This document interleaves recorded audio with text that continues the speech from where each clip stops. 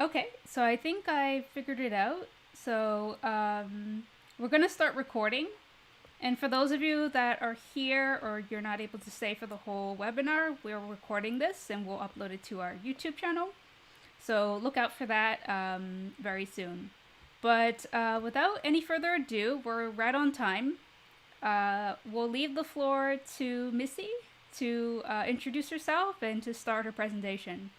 But one last thing before we move forward and start the presentation. If you have any questions, feel free to use the chat.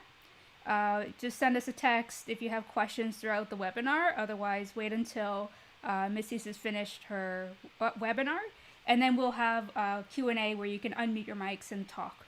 Okay? So with that being said, the rest is up to you. Thank you, Missy, for being here, and we'll leave her to start her presentation when she's ready.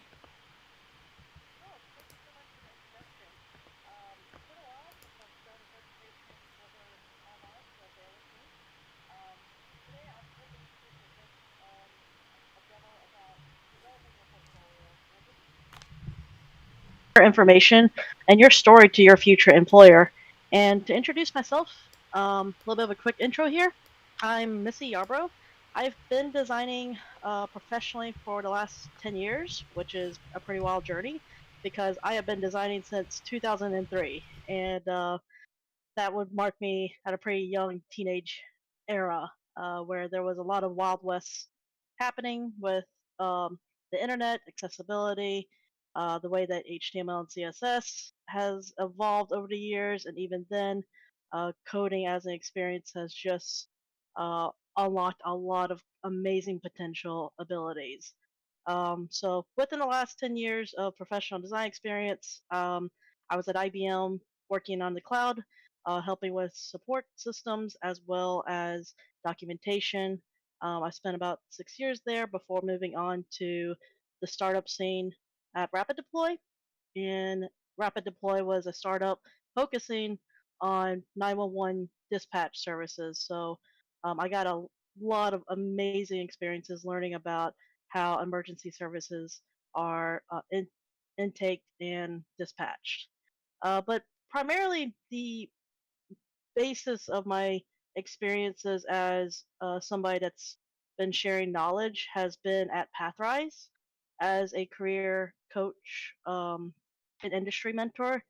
At Pathrise, it was a bit of a part time experience in which I got to help the placement of over 60 individuals throughout the pandemic from a variety of different companies, including Microsoft, Meta, Google, um, and then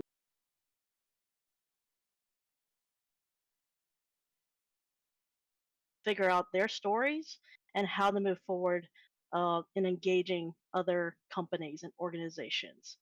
Currently, I'm at Virtuix as a senior UI UX designer, helping to bring the Omni One to product launch. So I've shifted a bit from enterprise focused design into consumer based.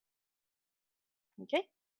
Um, so I don't know where everyone is starting off their portfolio currently, but I remember when I started my journey into the world of portfolio, and I mentioned 2003.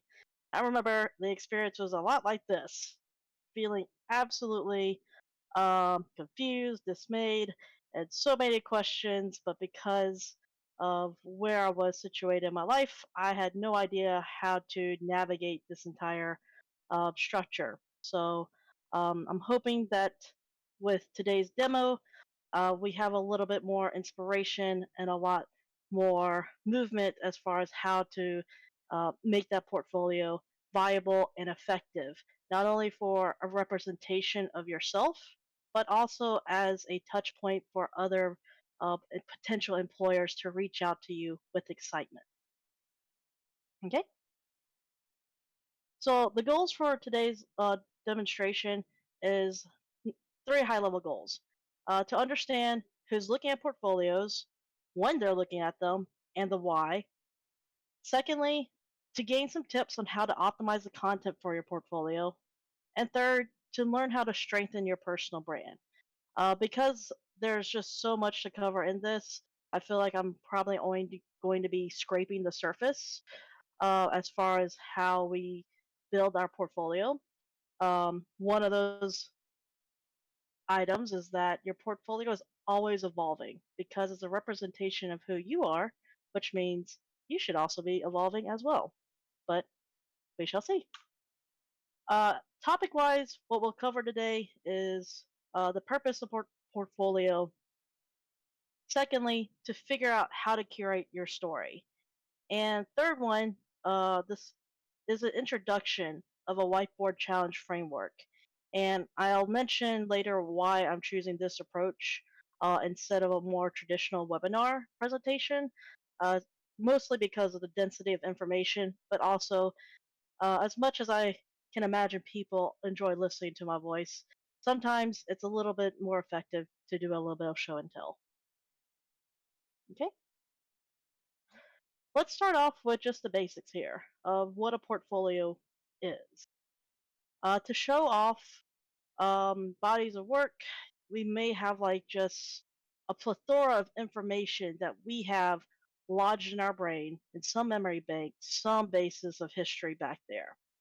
A portfolio is a tool to show evidence that you can do the work that you're stepping out into the world with. It's also a standalone communication tool. It's a one way storytelling vehicle in the sense that your portfolio is an extension, it's a representation of you. So, an effective portfolio is a tool that can stand on its own that tells your story on your behalf without needing your presence there. So, in this day and age where we have digital access to socialize ourselves on social media, portfolios, URL links. It is awesome that we have an evolution of how portfolios are interactable. To share, when I went to university studies at Mississippi State University, my program had us build out a physical book to show evidence that we were capable of doing graphic design work, to which I really didn't um, think that the investment and prioritization of that curriculum was best because I understood that 10 years ago, the times for shifting over to a digital era was coming. So to base us off here, a portfolio should continue to evolve with you as you yourself are evolving, because it will continue to be a curated story of the best parts of your work history. Okay? And I wanted to introduce the whiteboard challenge framework before I get into the demo here. The whiteboard challenge framework is an exercise that's typically utilized during product and UX hiring processes. This is usually the most stressful exercise. I can also admit to that as well, due to a number of reasons. Not only are you under a lot of stress for the time management aspect, but you're also under a lot of stress because all of a sudden you are having to present the way that you think and be vulnerable to a bunch of strangers all at once. But the goal of it from the hiring team's perspective is simply to understand how you think, which also follows um, in line with the portfolio's goal. The portfolio's goal should serve as a storytelling vehicle for you as an applicant to tell the story of yourself to your future employer so that way they can envision, wow, what is it like to work with this person? And elevate excitement and investment in you. So, for more details around this whiteboard challenge, feel free to go to this link at the bottom. I'll drop in the Figma link and uh, shares after I'm done chatting, if that's okay. But other than that, I definitely recommend going to this URL link because even if you are interviewing at the higher level companies, they this is essentially an industry recommendation simply because it goes into so much great depth with great concise breakdowns around approaching the whiteboard challenge exercise. Okay, so for today, we're going to remix the framework a little bit because while this is typically used for hiring managers to assess how to do the thinking, today I'm pretty much going to be a little bit vulnerable and show how I'm thinking about developing a portfolio. So that way, it may help you in turn figure out what information you have from your own stories and curate that to the best um, experience for whoever your future might be.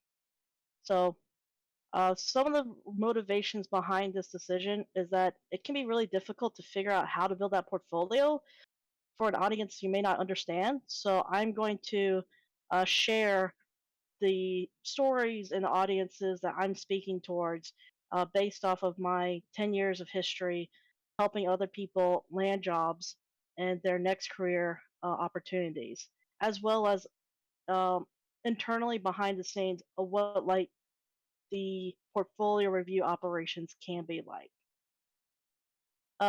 And the second reason is because I wanted to show a little bit more of an experimental show and tell of using my personal history and evolution, um, more so as inspiration, but also secondly because it has been some time since I've revisited my portfolio. Even though I'm not seeking new opportunities, it's just always good to do a self assessment to see where you're currently at, and then maybe update your story for the future opportunities you may want to tap into later.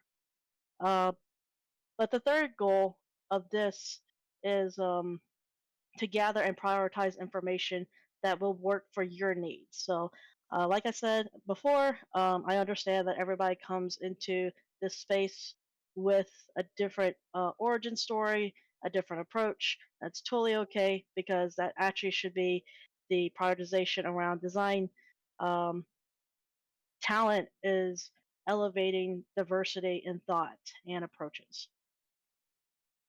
So, to level set with everyone, I pretty much designate a design prompt for myself. And that design prompt is to create a portfolio to attract hiring teams to contact me for a role.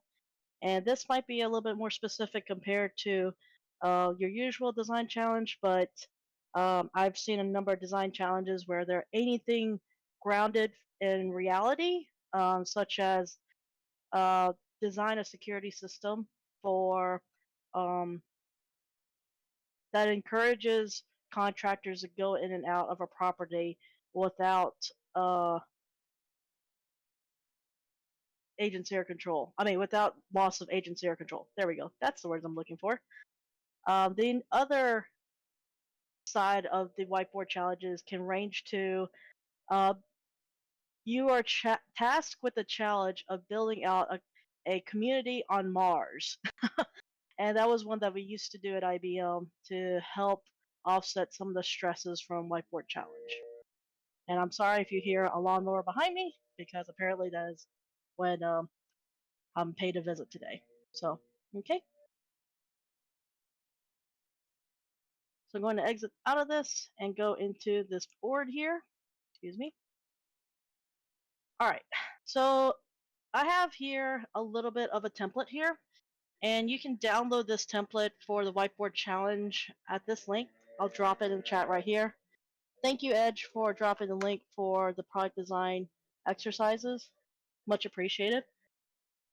So this design challenge whiteboard matrix is actually um, pretty much a lift from one of the exercises that is shared within solving product design exercises. Excuse me, 1 second.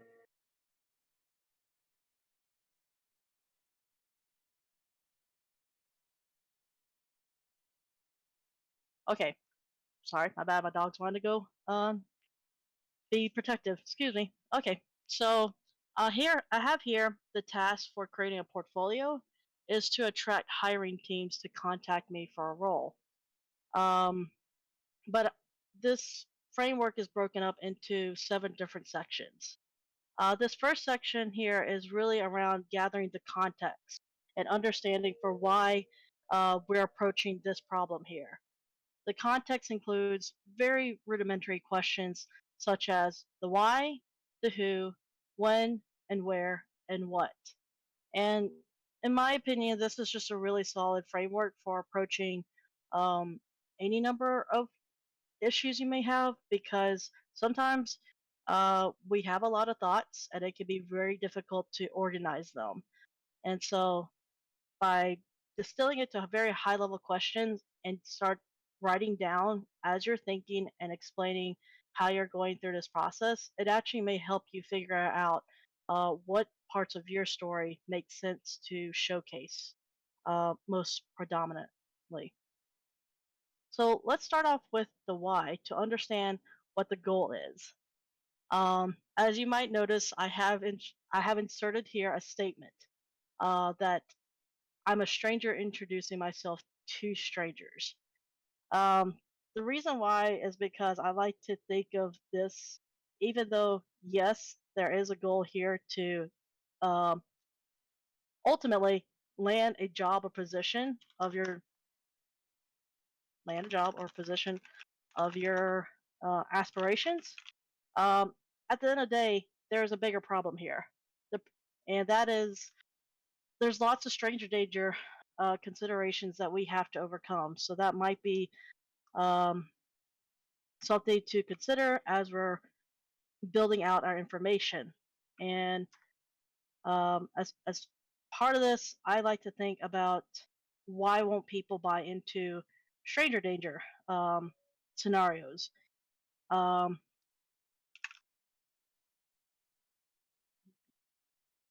Courage to into stranger danger situations. Uh, Loss of agency. It can be where you might feel like you don't have much choice in that ability. So we want to be very mindful about that. We also may want to consider that people will loss of money. I don't know about y'all, but I will say with recent advancements with AI, I have definitely seen an uptick in more scams. Um, I will have to admit that I actually found myself like in a very concerned position yesterday where I received a phone call from somebody that was like, "Hey, you called me," and I was like, "I did not." So we want to be very mindful about these scenarios because we have to overcome um, these mental considerations from other people. And in order to do that, well, we have to be really cognizant around those requirements. So loss of agency, loss of money, loss of time. So, all right. I'm breaking this down a little bit from a high level goal of like why um, I'm thinking about this in this fashion. Um, so, a job or position of your aspirations. Um, why is it that a portfolio is the preferred avenue? Excuse me. Okay. And oftentimes it's just because like there's not a lot of time for people uh, to assess. Often it's like maybe 10 seconds tops for the initial impression. So there is a little bit of a time bias that we have to overcome as a stranger.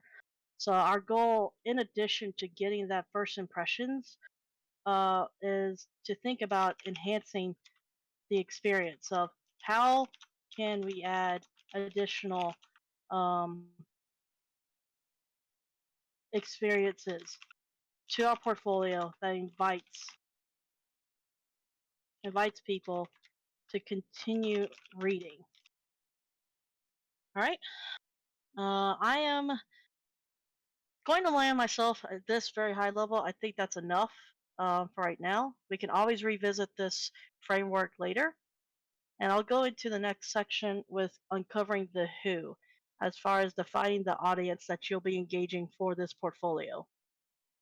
Um, this portfolio will be attracting primarily hiring managers and recruiters.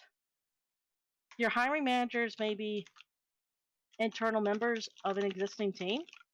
So that could be a director, that could be VP, that could be even just as low as like lead level. So it just kind of depends on the organizations and on the company structure. Okay. And the reason why I say it depends on the company structure is because, like with larger organizations such as IBM, we had maybe about a team of 6 hiring members that were responsible for assessing applications from over 2,000 people. I'm sorry.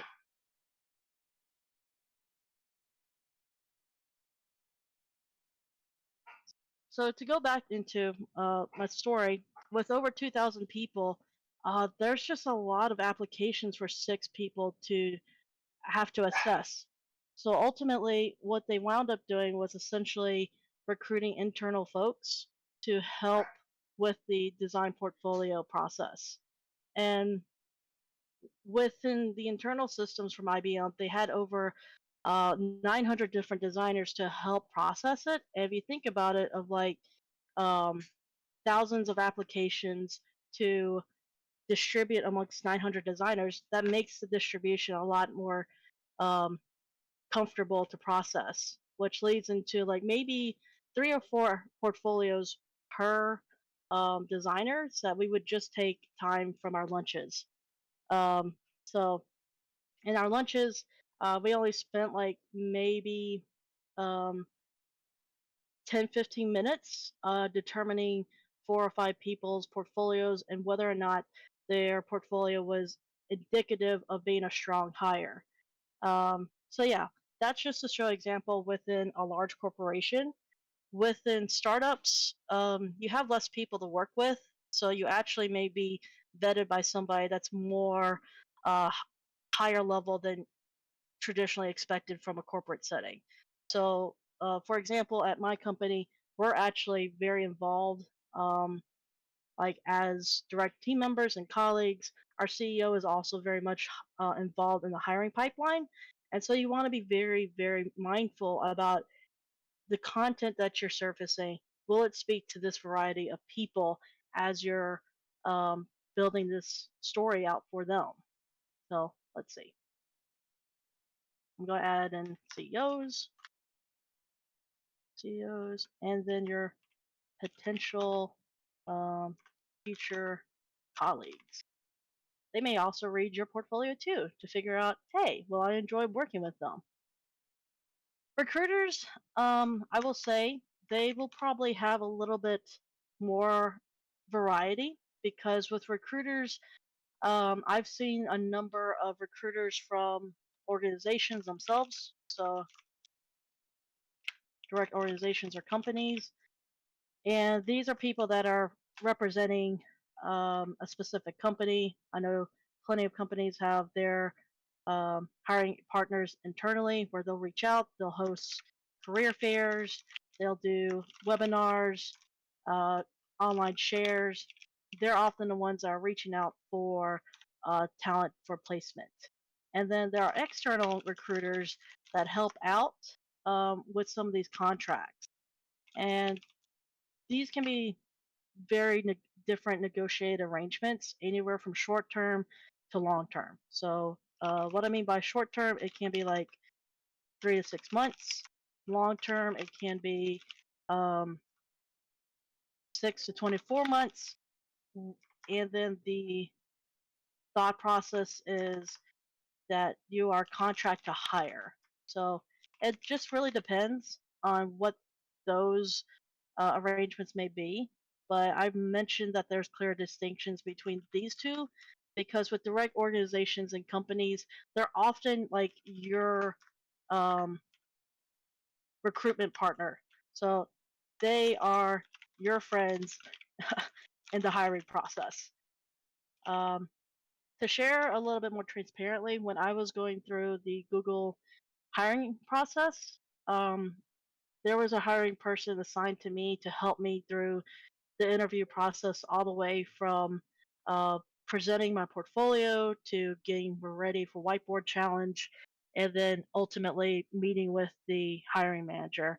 And so, as my designated HR person, they were really helpful in helping me identify the team, the nuances of their needs as far as like product status, and where the team wanted to go to as far as the roadmap expectations. Um, External recruiters, I'm going to also include here.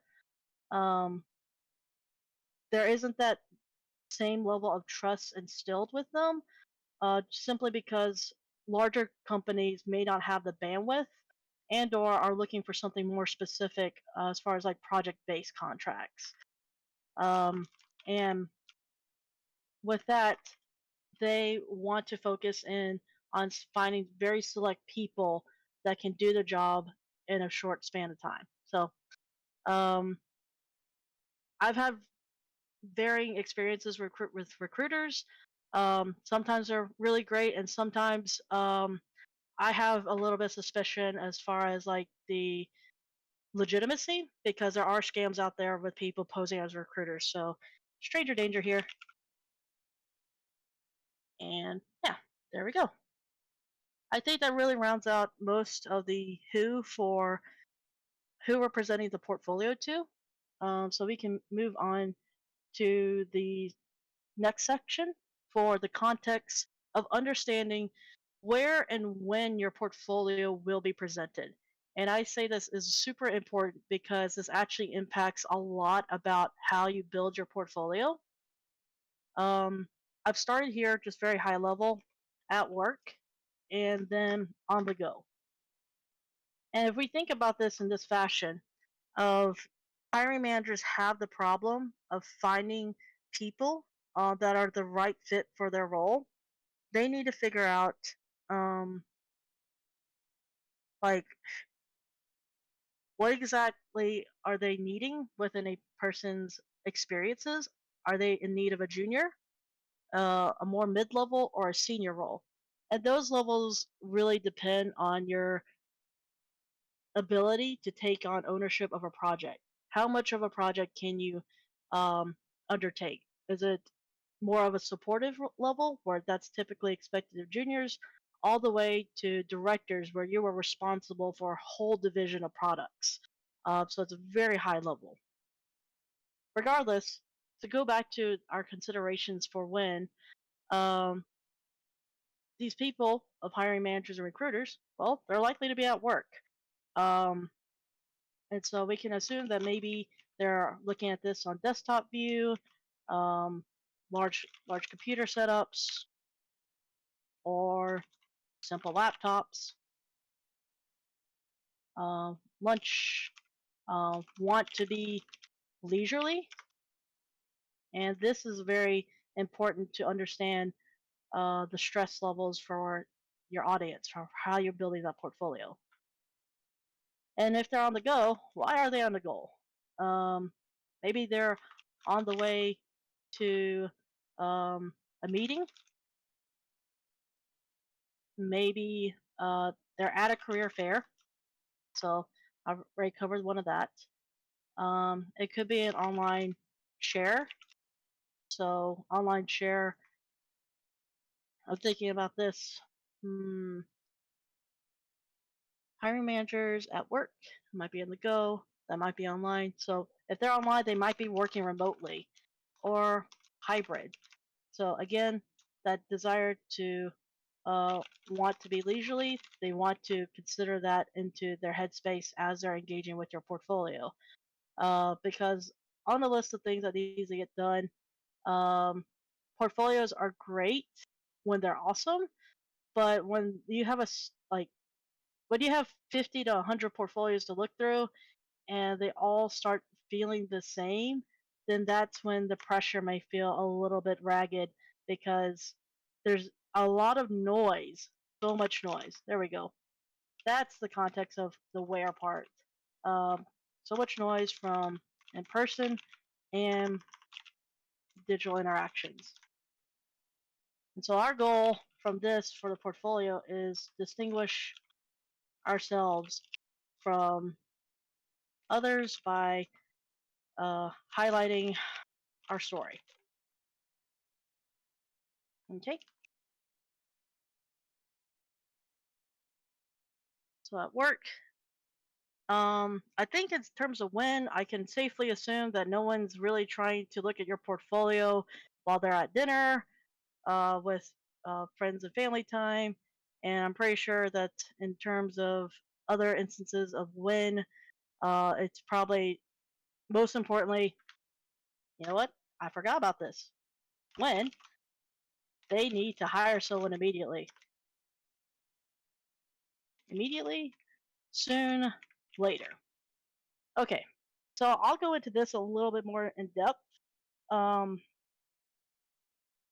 with larger companies such as IBM, we often wound up vetting a lot of portfolios and candidates early on because, from a organizational and budget perspective, we weren't always sure of whether or not we would have the financial forecast to support our hires.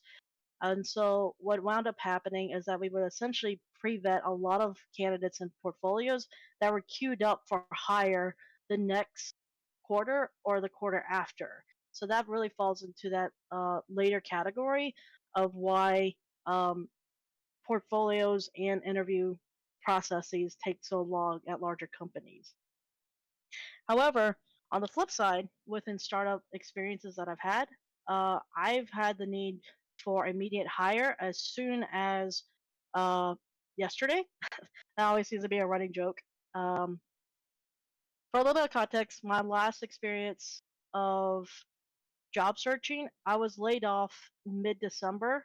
And so it's like right before Christmas. There was a lot of concern whether or not anybody would be actually hiring just because around that time it's holiday brain mode really intensely. So I found myself scrambling in a position to be like, oh my goodness, I've been in the middle of project deliverables. How do I turn around a viable portfolio for someone to read and understand that, hey, I just came out of a layoff and I'm looking for immediate hire. So I really focused in on determining my MVP information as far as like most viable um, product, and that to me is like just giving people what they need to make that decision on whether or not they can hire you for now, soon, or later. Um, so yeah, that that layoff wound up being an adventure over Christmas, 2 weeks, lots of several interviews set up, and by the time I entered week three, I had secured a new role and responsibility, which I was super excited because I was pretty stressed out over Christmas holidays because I was like, I wanted to be on vacation, not do this thing on portfolios, but we have to do what we have to do. But it definitely helps when you understand what people are looking for when hiring. Okay. Um, so I think from here we can move on to the what. And once again, our goal, our prompt here is to create a portfolio to attract hiring teams to contact me for a role. We can begin here really high level structure of a homepage, um, contact form, resume, my LinkedIn, and I'm just kind of jotting down ideas. I'm not ordering or prioritizing it right now simply because I have a lot of other thoughts. I'm thinking about my experience, involvement, and experiences in other organizations. Um, so this one might be like I do work at fandom conventions, so that includes DreamCon, and I did Toastmasters for a little bit, and Toastmasters International. And that, by the way, is just a public speaking or group to help you better practice interpersonal communication. So that could be public speaking or just off the cuff talking, which right now I'm doing an okay job. I've just got nerves. There we go. And case studies. If you're a designer that's more visual, then your counterpart is likely Final Artifacts. or product shots. Let's see. And then I'm thinking, oh, I like to do an intro, like tell me about yourself, because not only are you presenting this on your portfolio, but you're also kind of thinking about this in preparation for the interview, because that question always comes up no matter what context is tell me about yourself. And you usually have a 1 to 3 minute time estimate to of sharing yourself and your work history with another person. Um, let's see. Definitely open to other feedback and thoughts as far as contact me. Oh, about me. Yeah, we gotta think about about me. That's probably more for the about page, and that's like the fun part that I really appreciate it. Um, because it gets a little bit more exposure to a random stranger about the more softer qualities about yourself. Maybe you're somebody that's a real big nerd into the operations of trains and about the history of elevators. I have no idea. But whatever it is, I guarantee you that there's a need out there, because with 7 billion people out in the world, there's just so many problems, and we need a lot more people to help solve those challenges. And if your portfolio can promote the idea that, hey, like, you are really passionate about these initiatives and these different focus areas, that helps your recruiter or your hiring manager figure out the placement of you. Oh, I'm a hiring manager that's looking for somebody that has great um, appreciation for artists and vendors. Okay, maybe I'll look at somebody that has a lot of experiences working with different communities, more grassroots communities, rather than I would look for somebody that's a little bit more entrenched in corporate spaces. So think about that as far as your tailoring, because as far as this goes for this portfolio, I want someone to hire me for my design capacity. So maybe I won't include hobbies, uh, hobbies and stuff. But yeah, there we go. Um, and this one, I mean, prioritize and choose idea. Typically, in a whiteboard challenge, you will come up with a whole brainstorm set of solutions and options. Um, and sometimes they're not feasible, just because the effort, it takes a lot, but then you have very low impact. So we want to be in this like sweet spot down, like in the middle here, where you have that beautiful balance of impact and effort, where it's just you get a lot of return for the effort that you're putting in. And I think about it this way, in the sense of nobody wakes up and says, I want to do my portfolio. Or if they do, kudos to you, as your prerogative. But I very, very find it unlikely that anybody's like, oh man, I just need to make a portfolio as soon as I wake up out of bed. So I would like to think that when people are approaching portfolios, they want to find an efficient way of prioritizing what to focus on. So talking about the MVP, I'm going to place the homepage here as maybe really big impact. And as far as effort, maybe around here on effort. The reason why I'm thinking about it that way is because your homepage will take, it's the first impression, 5 to 10 seconds for somebody to make an assessment of whether or not they'll continue to raid. So I definitely think that's definitely worth placing on the board here. Contact form. Um, so this really depends on your homepage's ability to convert, and I think that it definitely has a lot of impact at very minimal effort. So maybe I'll put it over here. We definitely want to include it um, for consideration. Let's see. Resume, I would also equally put it up here as well. Effort, I would definitely say is a lot more, just because actually I have portfolio here. No, I'd say resume is way more. way easier than your homepage, in my opinion. Okay. LinkedIn. This one I think is pretty easy peasy. Because LinkedIn gives you a URL, low low effort, high impact. We definitely are including it up here. Um, Organization experiences and other places. This one, I don't think this will be super impactful for our goal of getting hired. It might have an influence, so I'll put it lower here, and maybe the effort. I don't know. I'll put it here. I think. Um, Great comment from Bronson about that. It's a great way to assess what's important to focus on. Um, because obviously I have lots of different thoughts, and if I wasn't doing this, then I would be at a loss of how to tackle what. Um, Case studies and final artifacts. So this one I think is probably going to be a lot of effort, but probably the most impactful in terms of telling that story. So probably up here near my homepage. I think it's way more effort than homepage, so I'm going to move it all the way here. Tell me about yourself.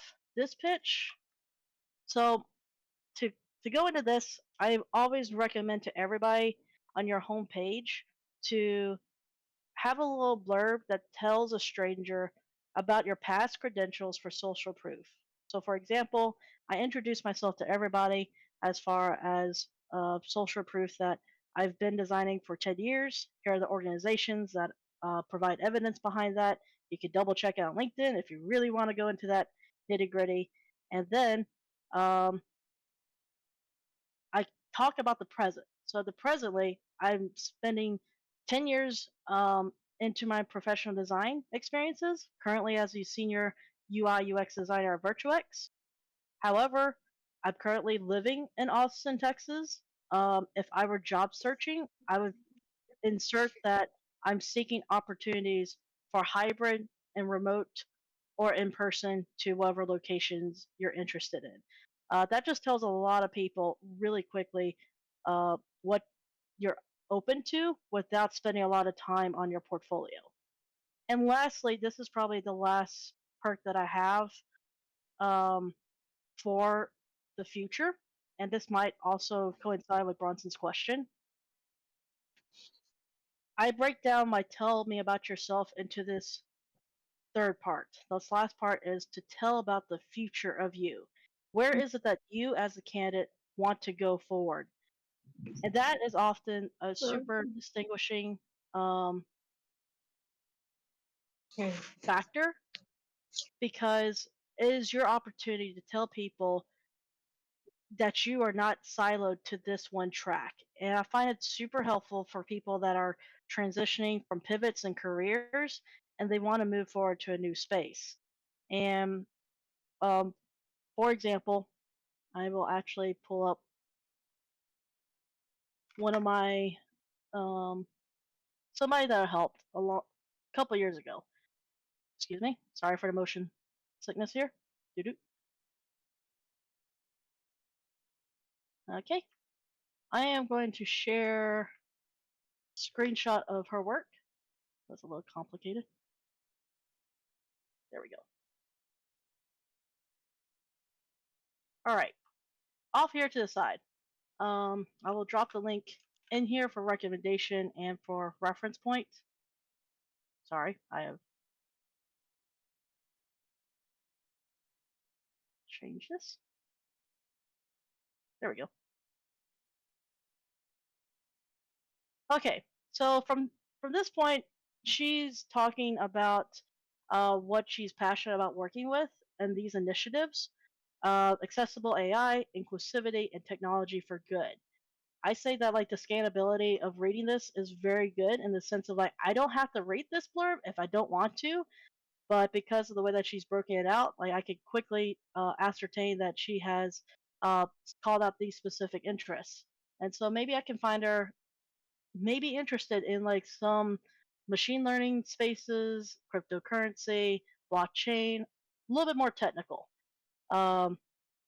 And I shared this story in particular because her challenge was that she had to translate a history and background from bartending and restaurant management into this current space where she gets to talk about what she's interested in. So, uh, by promoting the future of what you want to work into, that also like attracts people to help you along that journey versus fixating you into this assumptuous box of what they think your track should be. I think this is a great way for you as the candidate to present a little bit of your agency and autonomy in the deciding decision rather than leaving it up to the nebulous. So, yeah, I think that by speaking to your needs as a person and as a candidate, you're able to convert more resonance with other strangers that might be seeking specific um, specialties. Okay, so I'm going to focus back over here. Excuse me. All right, so the About Me section, this one's kind of like a nice to have. Um, I definitely don't think it hurts, but the likelihood of someone actually reading your entire About Me section is going to be very, very challenging.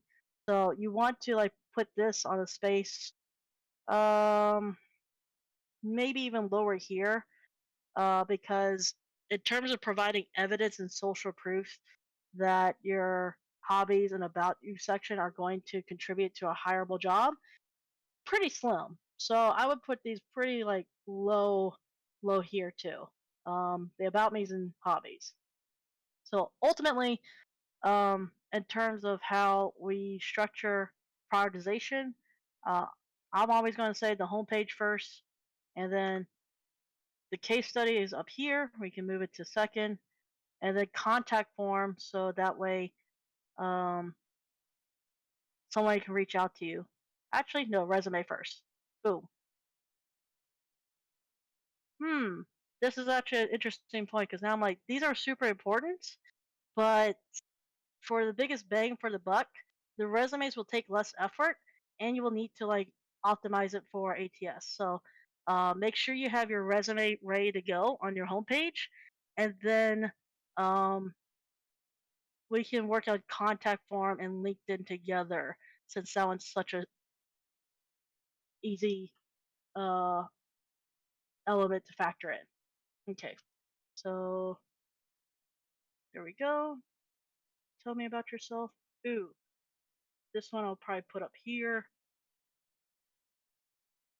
And then involvement in organizations, About Me, and hobbies. Okay, so it's a little bit of a organized chaos here, excuse me. But now I have a little bit of an idea of how to approach this in this next section. So let me grab this, not the whole board.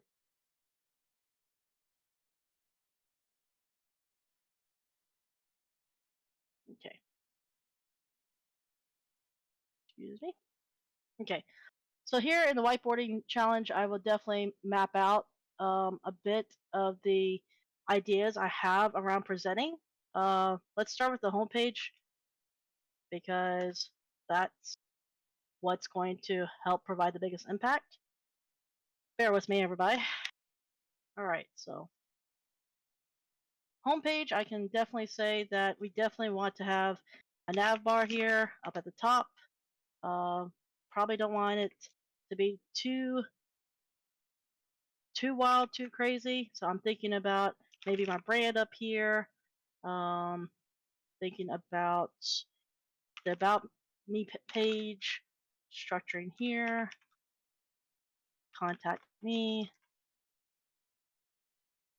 But maybe they might be more interested in my LinkedIn if I have it.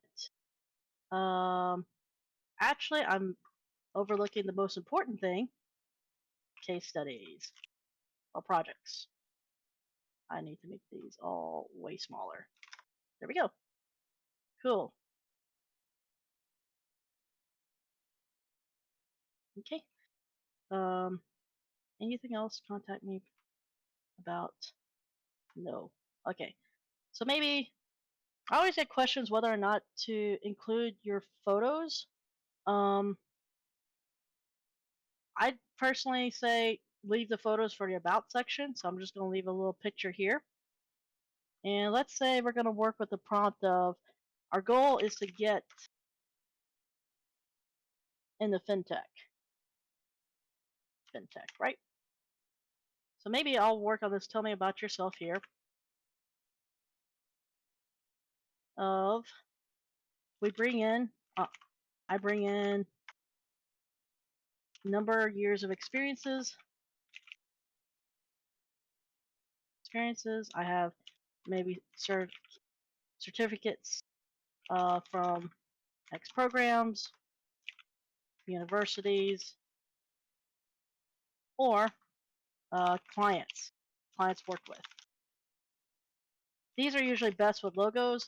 And FYI, it doesn't really matter if these are like big or small businesses. When I first got interviewed for IBM, I outright got told that my portfolio had nothing to do with the job, which was very disheartening. But the reason why the hiring manager even extended an opportunity to talk to me was because she looked at my resume and was like, "That's kind of weird.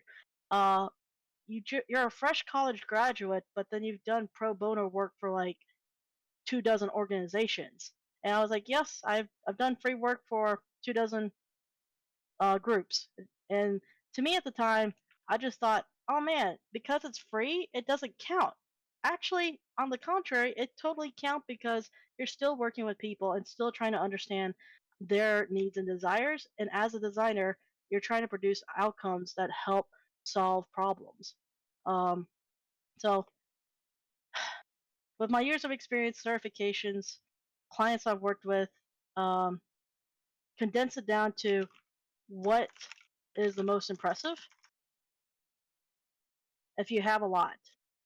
If you have a lot.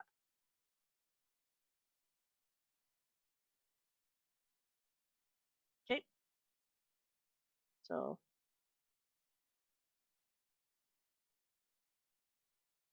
let's speak to the past here.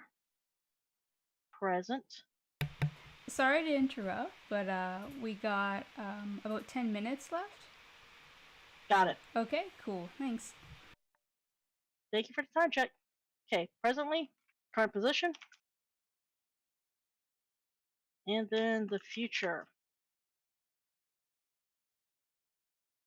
We want to speak to the future of like, why do you have interest in fintech? Focus area. Cool. And typically, rule of three. Define 3 areas that you want to specialize in.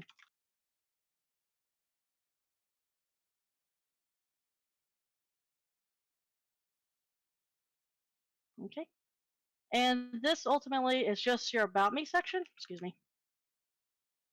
Let me lock this board. There we go. Okay. There we go.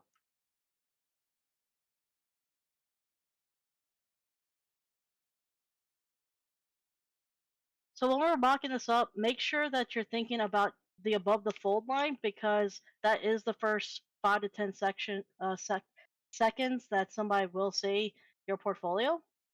And with that, we'll have like roughly this much time to work with.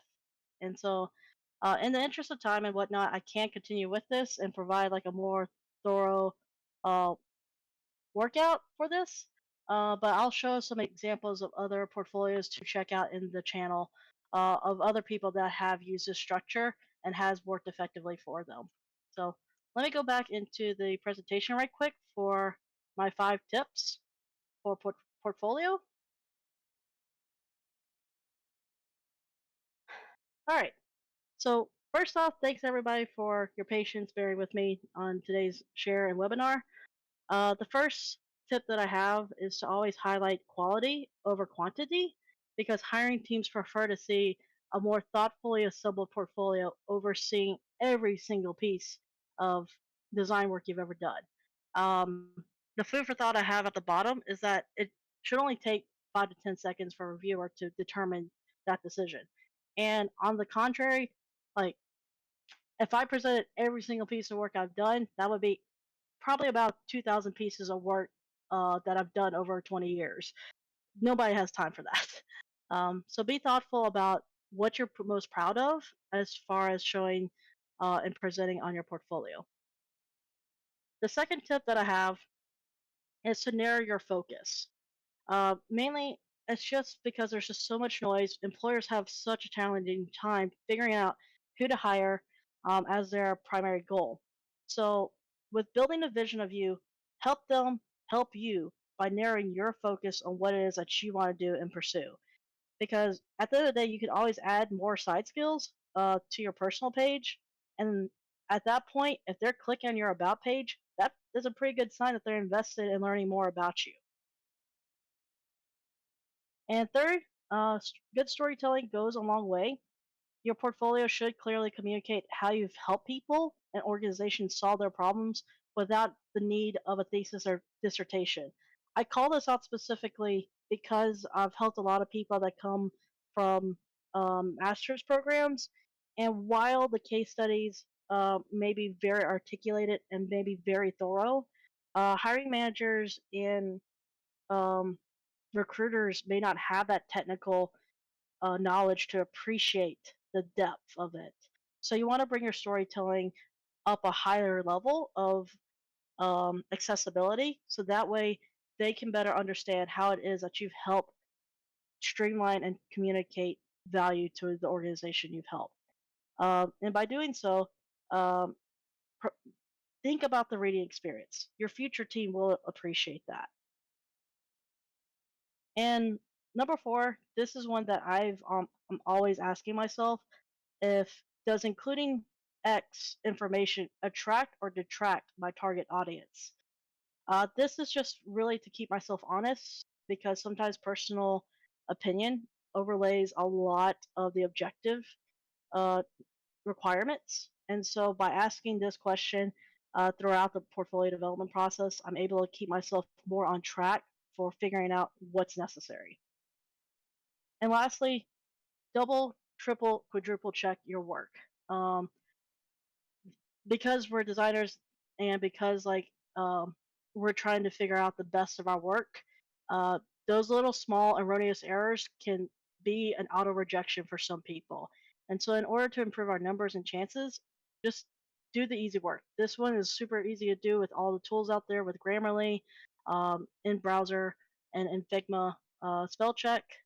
And lastly, for this point, just share your work with others, especially if those that can provide constructive criticism, because they might be able to help provide a vantage point to you that you may not consider. And I say to those that provide the constructive criticism because I also know sometimes it can be a little challenging to show it to close friends and families that don't want to hurt your feelings. It's like, no, it's not the feelings part. I just would like more objective feedback as far as how to improve this. But yeah, that's pretty much it. Your portfolio is pretty much like Elbow's World, your opportunity to tell your story. And I know that today's webinar is definitely a different approach to it, but I hope that you all have taken away some semblance and idea of how to approach building your portfolio. Okay, I'm open to questions. Yeah, thank you very much, Missy, for that presentation. And if you're anyone in the chat looking for the template to kind of follow along with what she has done, I reposted the link to Figma. It's in the chat. So definitely make a copy and consider using her framework when it comes to, editing your own case studies. With that being said, now is the time to do a quick Q&A. So we'll have time for a few questions. Feel free to unmute your mics, or you could also type something in the chat as well.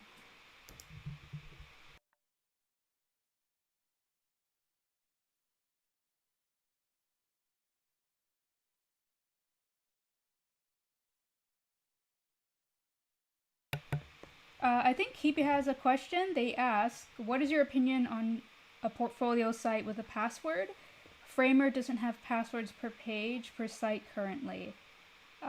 So I think Framer is a no-code platform if you're not familiar.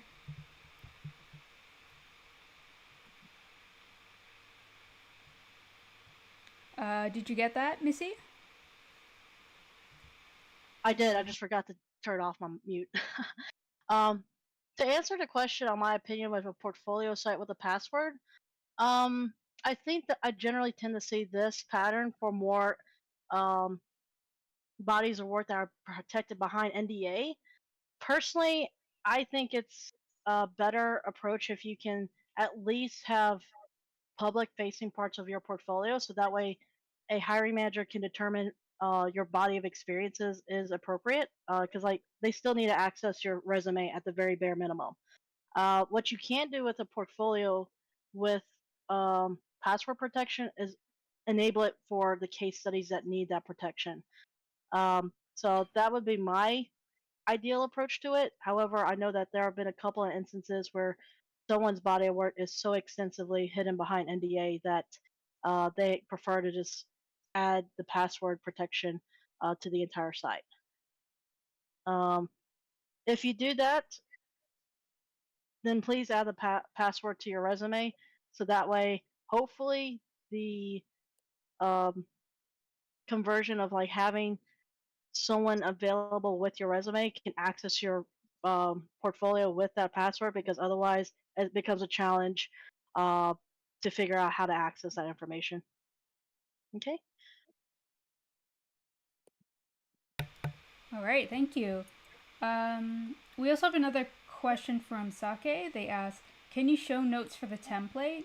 And I'm assuming the presentation that you have that you filled out, is there a copy that our audience can have access to?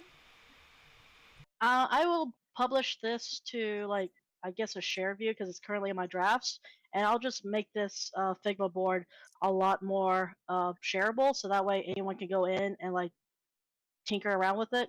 I just figured that this way it's like I didn't think about the sharing until just now, so I'll put it up. Yeah, and if you have the link, you could DM me and I could share it with our community when it's ready. Okay. Or if you're ready, if Awesome. you feel like it, you could drop it in the chat room text channels as well. Let me stop sharing my screen so I can not share the share link with everybody. Let's see. Okay. And I think we have time for one more question. So I think Subham Sharma asks, how many text to illustration ratio should be in the case study? So I guess they're asking what's a good balance of text and images in a case study? Great question. I think generally 4 case studies is enough to determine at the very bare minimum for somebody to just make a judgment call on it. And generally, I try to think of it of like um, 2 big projects and 2 secondary smaller projects. And bigger projects may be more focused on like end to end design work, whereas the second half of like the third or fourth project can be more supplementary. Maybe you're focused in on an A/B test, and you did some research with a user group, and it did phenomenally well, or maybe it didn't go as expected to your team's hypothesis. So it's just something interesting to talk about. And in that case, um, the realer, the more grounded in reality, the better. But if you don't have a body of experiences to base it off of, then you can totally do 1 or 2 approaches. So the first one is to um, look at existing interfaces. So, for example, I would probably take a hot stab at Ticketmaster's interface and do a little bit of a product assessment, whether or not they're successful in achieving and helping users achieve their goal, and then do essentially what's a critique and then a redesign of that case study. So it looks and feels as if it's a real project, but without needing the real world circumstances to support that space. Yes, Ticketmaster. I'm putting that out there because my time was in agony. Um, in the second half of like case studies, this is the next section that you can do is like to go out into the world and ask people, in the spaces and places that you're engaging, what problems they need solved. I love talking to like sometimes my favorite restaurant people, my nail salon folks, and just be like, hey, I saw that you don't really have an online presence? Would you be open to a quick website design to get your business up and going? And then from there, we can determine whether or not they need to elevate it to e-commerce needs. And that's a different topic. Okay.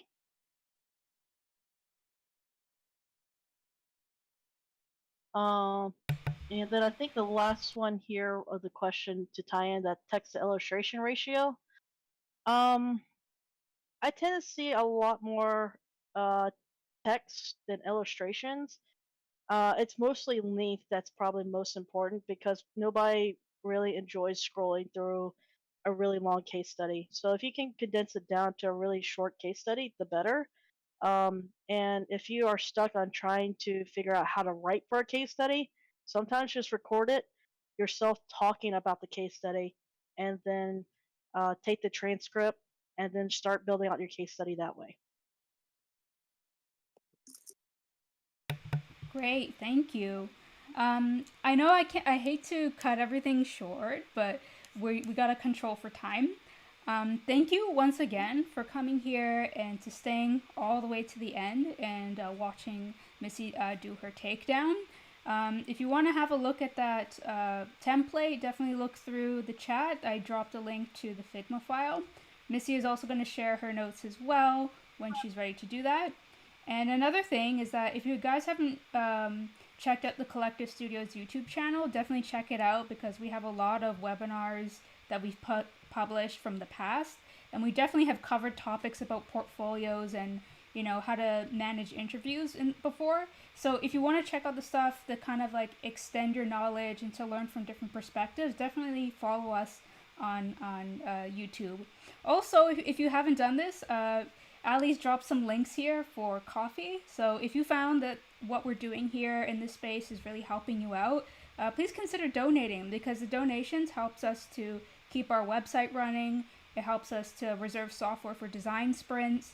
So all this stuff is just here for you to help everyone else in their career journeys. We want to make sure that no one actually has to struggle alone. We'll help each other and create this space to at least support each other and improving ourselves as designers. Also, if you haven't considered it before, if you need feedback and stuff like that, we have a design critiques channel. If you are stuck in the process and you need some help, definitely there's more experienced people on the server that can help you.